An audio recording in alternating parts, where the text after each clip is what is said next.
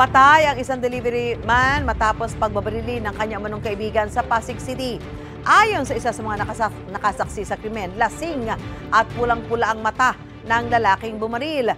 Laging una ka sa balita ni EJ Gomez, exclusive.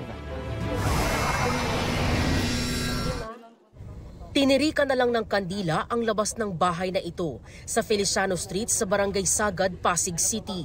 Doon nangyari ang pamamaril sa isang lalaki pasado alas 7 kagabi. Ang gunman, kaibigan daw ng biktima ayon sa barangay. Meron pong nagaganap na barilan sa Feliciano. Pag-responde po namin, tinuro sa akin ng mga tao, dyan daw sa looban na yan.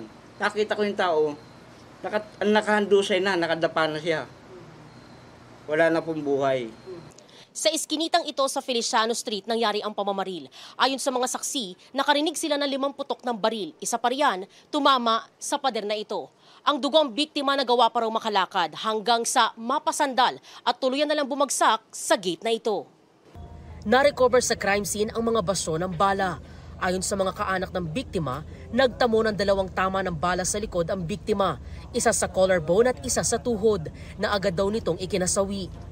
Ilang sandali bago ang pamamaril, nakunan pa sa CCTV ang biktima na naglalakad sa isang eskinita malapit sa pinangyarihan ng insidente.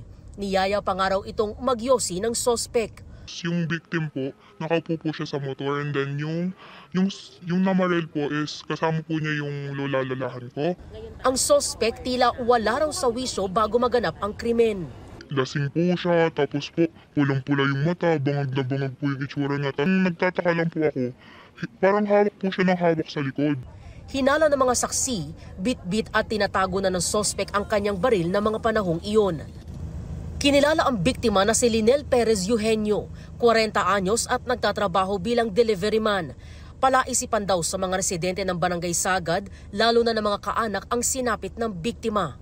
Tropa talaga sila, lagi silang magkasama. Matagal na silang tropa. Ihahatid po sana siya ni Papa sa BGC, magpapaservice po sana siya.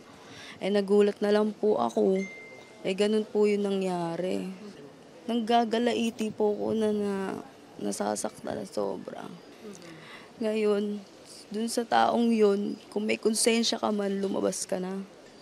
Sana makonsensya ka na kung napapanood mo man to. Sa isang bakanting lote raw dumaan ang sospek matapos ang pamamaril. Patuloy ang investigasyon ng pulisya sa insidente. Gayon din ang manhunt operation para madakip ang lalaking bumaril. Ito ang unang balita. EJ Gomez para sa GMA Integrated News.